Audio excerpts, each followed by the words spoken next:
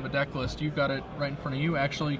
And he's got 2 forests in his deck, some Strangleroot guys, and some Boros Reckoners. Yeah, he's he is playing the exact same deck he top rated with yesterday. It's Naya aggro. It's more of a zoo build almost. Pretty exciting. It's got Experiment 1s, Dryad Militants, Strangleroot Geists, Voice of Resurgences, and curves all the way up to Advent of the Worm. Yeah, Advent of the Worm, pretty spicy in this deck list. It's obviously, you know, the high end. He only has 2 copies. But the deck can really pack a lot of aggression, and its creatures are all very durable between, you know, the Voices, the Strangleroot Geists. Obviously, Lux and Smiter's just kind of hard to kill. And his deck is really good at evolving Experiment 1, too. Right, so we saw yesterday with Aaron Barich, he made top 8, he went 8-1-1 yesterday with the deck. And he ended up losing in the top 8 to a red-green aggro deck, but for the most part, waded through a sea of junk decks to get to the top 8. Yeah, it seemed like the red-green aggro deck was really not what he wanted to be paired up against. He leans really heavily on his Shockland mana base to cast his spells on time, and it's very easy to stumble when you're trying to cast Strangleroot Geist and Boros Reckoner at the same time. Absolutely. Not difficult. And the red-green aggro deck. Well, if you just draw Stomping Grounds all the time, it's great. Well, but yeah, outside of that, it can be a little difficult. It's pretty sweet. Interesting enough, so what Joe Bass, when you're looking at the 4-color Reanimator deck, he has essentially taken what you'd think of as a normal junk deck, but instead of playing Restoration Angels, and he has decided to play Boros Reckoners. He's dipped into red for Reckoners, Sire of Insanity, and instead of any mana creatures, he's running Faithless Lootings. Yeah, he's also got, you know, a little bit of that combo finish we talked about from the Aristocrats, in that he's incorporated Blasphemous Axe, and he also has Harvest Pyres, which can work nicely with Mulch and Grizzly Salvage. You can really get to a lethal Harvest Pyre and Boros Reckoner out of nowhere pretty frequently, and even if you can't do that, you can just use it as a reasonable removal spell against an early creature. It's probably really nice as a solution to Olivia Voldaren, which typically Reanimator decks can really struggle with. Yeah, so both players keeping on their 7 here. Aaron's going to start out with a both Temple Garden, and Joe Bass with a Godless Shrine, both into play tapped. I've actually played Joe Bass's deck a little bit on Moto, and it starts with tap lands a lot. Yeah, so Joe Bass's deck is not his own creation, is what you're saying, or it is? It won a standard premiere about 5 days ago, I think, and yeah, it's been popping up a lot since then. All right, so the first play of the game that we see is a Luxodon Smiter from Aaron Barich. He managed to do so with only taking 2 damage, I believe, off a Temple Garden. And Harvest Pyre will get met by a Searing Spear. Boros Reckoner. Boros Reckoner will get met by a Searing Spear. No creature for it to kill, so the 3 damage just goes back at Aaron's face. Yep. Joe mulches into Faithless Looting, Angel of Serenity, Blasphemous Axe, Grizzly Salvage. Only the Faithless Looting and Serenity really valuable there, but he has an Unburial Rites already in his hand. Right, so the Unburial Rites in hand will give him the option of making that Angel of Serenity very early in the game. What do you think about the fact here that, you know, Aaron in the first 3 turns of the game was only able to put 1 creature on the battlefield? Yeah, it seems like he had a bit of a slow hand. Perhaps, you know, maybe he didn't know exactly what was going on with Joe. I would be inclined to keep his hand in the dark a lot of the time. You see now he's holding on to Advent of the Worm. He's trying to flash that down. I mean, especially if you started playing a bit in block or playing with Advent, that, you know, 4 lands in play untapped. Typically the read is Restoration Angel, but now you have to be aware that also can read into Advent of the Worm. This is a spicy salvage. Yeah, we see a Grizzly Salvage unstepped by Joe, main phase by Joe, correct? And it comes into Lingering Souls, Unburial Rites, Thrag Tusk, 2 lands. A lot of cards that like to be in the graveyard. Yeah, yep. He's you know, not going to be able to flashback that Lingering Souls unless he takes some Shockland damage this turn. It looks like he's going to go for that, or he's going to flashback Faithless Looting, one of the 2. Lingering Souls it is. And then we see the Telltale Advent of the Worm from Aaron Barich. That is, you know, threatening to get really dangerous. I believe Joe is just straight up now dead to Gorklan Rampager, which we can see in Aaron's hand. Aaron does have. So was this an avoidable situation? You know, Joe, I don't think realized just how close he was dead. You know, the end step, Advent of the Worm, untapped Gorklan Rampager. Yeah. You know, I think there wasn't really a thing for him to do in this spot. Like, he just was dead because he missed that 5th land to Unburial Rites, Angel of Serenity. Had he gotten there, however, you know, could have been a different story. All right, and Barich is going to go ahead with the Gorklan Rampager, so that's 13 power of trample, only 2 toughness of blockers. They'll trample over for 11, and game 1 quickly goes to Aaron Barich and his Naya aggro deck. Well, it was a little slow to start, but he put it together with some just big, heavy hits.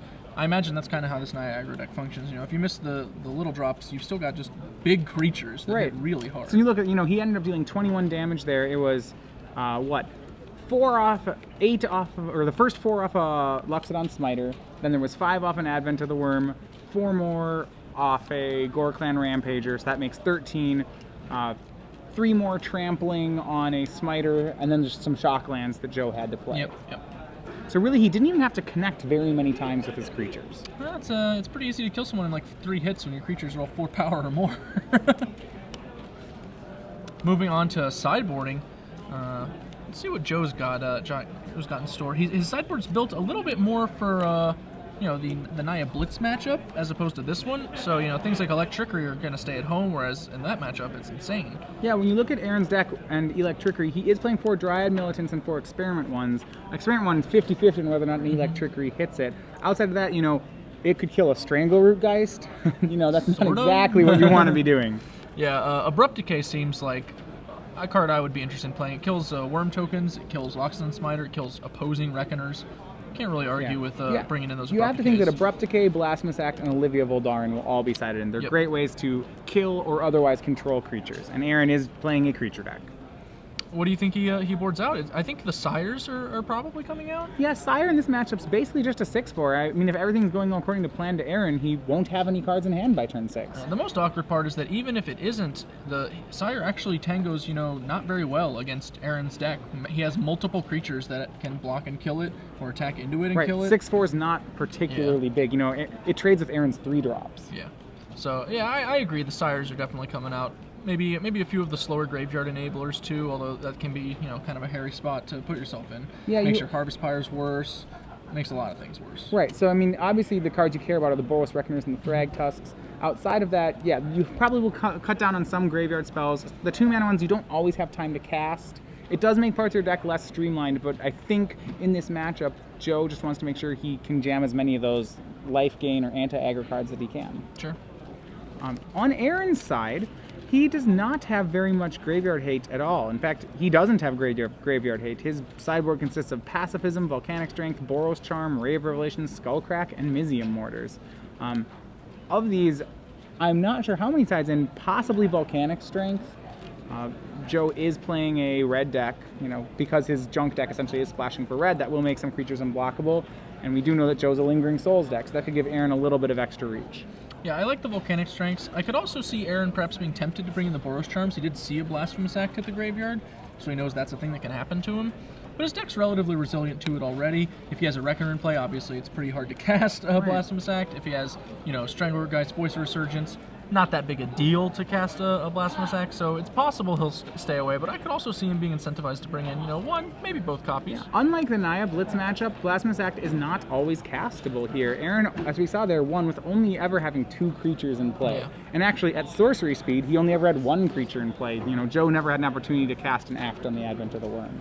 He may also, I don't think he'll bring in anything else looking at it. Maybe he wants a little bit more reach. He's not maybe sure what Joe's playing. If he thinks Joe's on a more conventional Reanimator deck, perhaps he gets interested in those pacifisms. But I don't really think so. I think that the Volcanic Strengths for sure, the Boros Charms might be tempting. Yeah. I mean, the question is of how much you like Boros Charm. Remember, Aaron has 2 in the main, 2 in the board. So, eventually you have to start thinking, how many Boros Charms do I want to have? And, whether or not they're in the main or board, wherever they started doesn't really matter. You have to kind of decide, is this matchup I want it or I don't want it? Makes sense. Looks like Aaron knew exactly what he wanted. He finished sideboarding very quickly. Joe finishing up shuffling. All right. So Joe down 1 game. Remember, the winner of this match will be in the top 8 for the tournament. The loser of this match probably will still only be 1 win away from top 8. So. Yeah. Both players with 2 chances here to lock up a spot. Boros Reckoner quickly off the top, along with a pair of Advent of the Worms, an Experiment 1. I don't see any lands over Aaron's hand. Looks like he's waiting for Joe to mulligan before he throws his back. Right. Yep. Absolutely. No mulligan from Joe. He's keeping. I saw at least a Godless Shrine.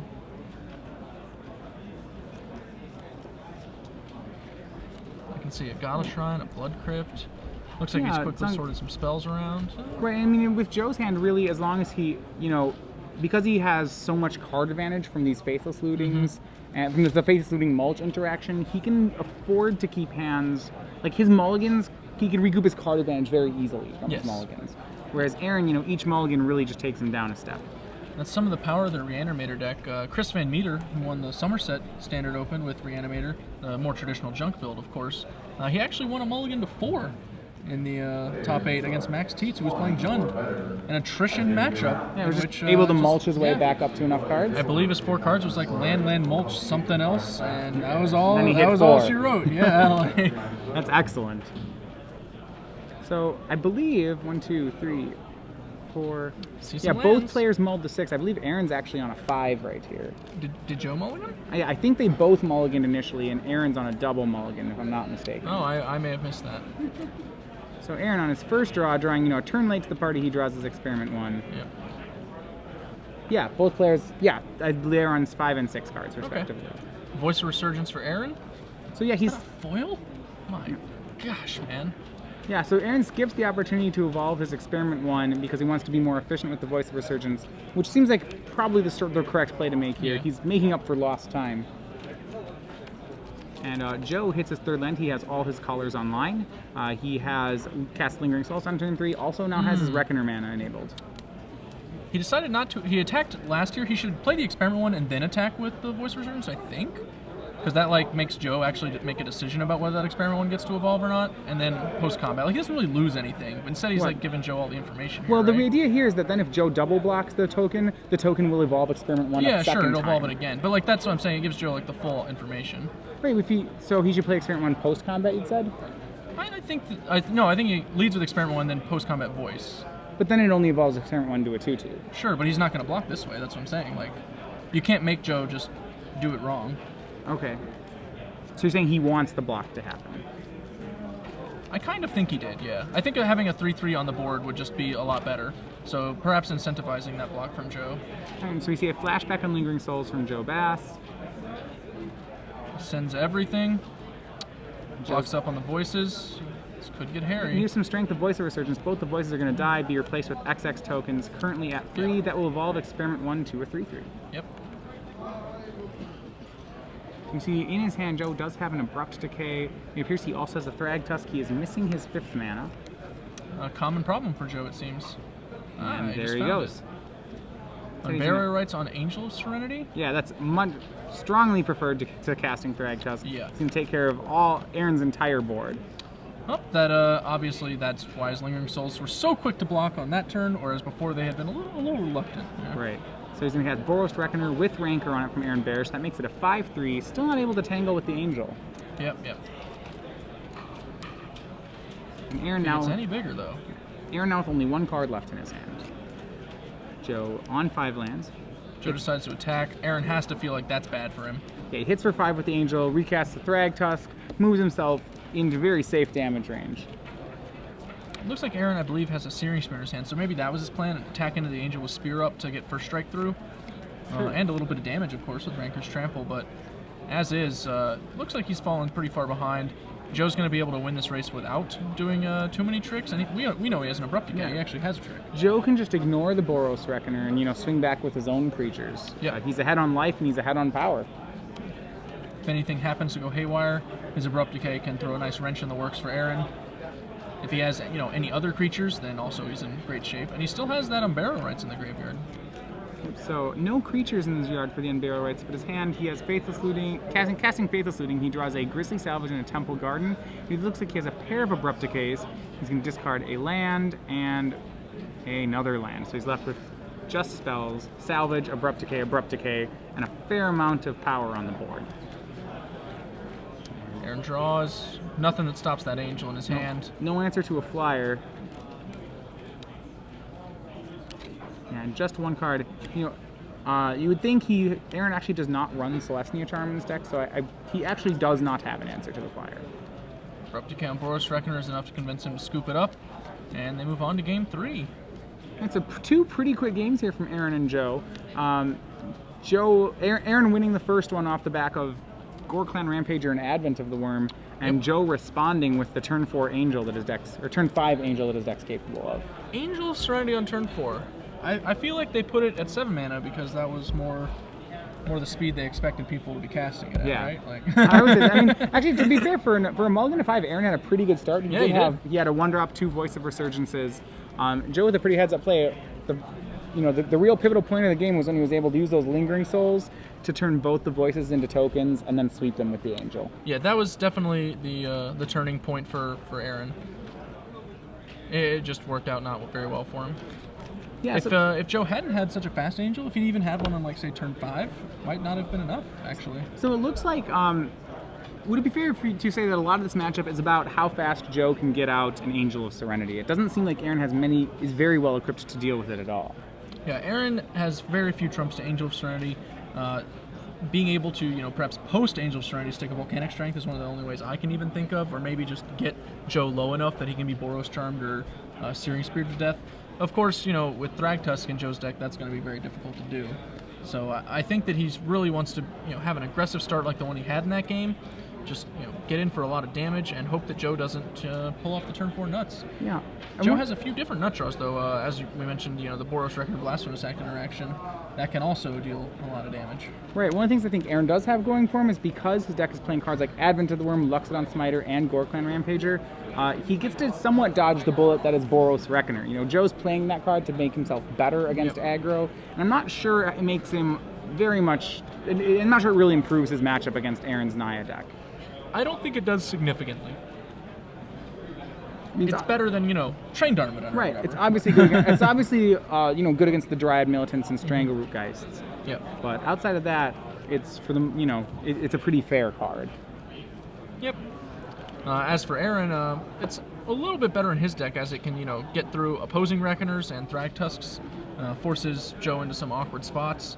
Right. Sometimes it just hits a Thragtusk and deals 5. Like, Yep. it's very hard to kill a Boros Reckoner without taking a lot of damage. The only way Joe can do that is with Abrupt Decays. Playing against a deck that's capable of, you know, dishing out a lot of damage to the face with things like Boros Charm and Searing Spear makes those Thragtusk on Boros Reckoner blocks all the more awkward. You just don't know. Is he going to first strike me out of the way, or is he going to Lava Axe me? Right. So both players drawing. Remember, the last game we had Aaron on 5 cards and Joe on 6. Game 1 was a pair of 7s with Aaron on the play, and it looks like Aaron is going to be going down on cards again. It's rough. I mean, he is, you know, on the Forest Boros Reckoner deck, so we So have to take into consideration. There are going to be some hands that are pretty rough. So this deck is not free. All right. And I mean, to be fair, it's not actually a color issue, I think, for his deck. You know, there's only 2 lands that don't contribute toward Boros Reckoner, and that's the 2 forests. When you think about Strangleroot Geist, there's only 4 lands in the deck that don't contribute towards Strangleroot Geist. That's the 4 Sacred Foundries. So for the most part, I think his lands actually do what he's trying to make them do. And he's not paying the price in a bad mana base. He's paying the price and he's going to have to start every game on about 16 life. Yeah, that's also true. I think it's fair to just associate both of those things as like costs to playing the deck. Obviously, Aaron is willing to pay those costs, and it's paid off for him. Yeah. With, you know, 2 really strong tournament starts in a row. Yeah, it's interesting when you play a good deck with an aggressive mana base. One of the things when I design decks, I really like designing mana bases, and I usually demand more of a mana base than demand a lot of a mana base. You have to think about it as, do you want to lose your percentages of castability, or do you want to lose your life points? A lot of the time. Aaron losing some life points now. Turn 1 Stomping Ground into Experiment 1. We see Blood Crypt for Joe Bass. See a Blood Crypt back from Joe. No turn 1 play, but his deck does not have turn 1 plays. So good start for Aaron. He's got that Strangleroot Geist we mentioned. It is off a forest though, so we know there won't be a turn 3 Boros Reckoner. Right, the Resurrection appears to be, he has a Sacred Foundry, and it looks like a couple of follow-up plays. Yep. And I saw at least a Rampager, so blocking's going to be tough for Joe. Right, what he's got to be worried about with this draw is that Joe may have a Boros Reckoner of his own. That would probably be the card he least wants to see on the other side of the table. I agree to some extent, but that Rampager he's got, kind of lets him get a little bit past it. Speaking of Boros Reckoners, the Grisly Salvage on end step by Joe hits a pair of Reckoners, a pair of Mulchos, and a Thragtusk. No land, so hopefully he wasn't looking for a land, and I don't believe he was. So he gets an option between the 5-drop and the 3-drop. Yeah, his hand appears filled with land. I can see at least a Shrine and a Stomping Ground. He's going to take that 3-drop, and I imagine he's going to take 2 if he the real question, else in cast. All the lands in his hand are shock lands right now. Joe already down to 12. That is a bit of a liability. And he's going to go to 10 to cast Boros Reckoner with Godless Shrine. Yep. I see a Searing Spear going to the dome. Joe knocked down to 7. He's going to swing both. And Joe, you have to be a little scared. Aaron double Gore-Clan Rampagers that card. Wow. And I like the speed with which Aaron, Joe made the Reckoner, and Aaron, the speed with which Aaron knew, okay, now you're dead. I have you. Oh, he'd been counting that for a turn and a half. So 4 plus 4. Yep, and we see a turn 4 kill on the Mull to 6 for Aaron Barich. Very strong deck. And at 7-0, Aaron makes back-to-back top 8s, almost certainly here in Dallas. Most impressive. All right, so for Joe in his 4-color Reanimator deck, he's going to get another try at making it into the top 8 next round. And with